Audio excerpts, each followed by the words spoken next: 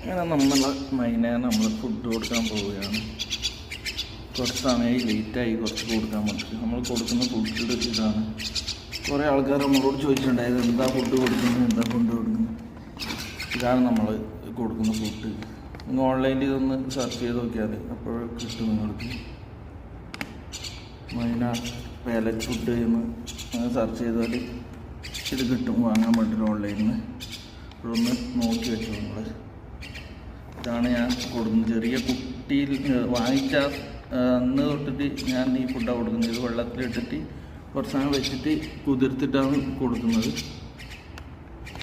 അപ്പോൾ നമുക്ക് തീറ്റ കൊടുക്കാം. ഏകദേശം വലുതായി പറക്കാനായി ഒരെണ്ണം. അപ്പോൾ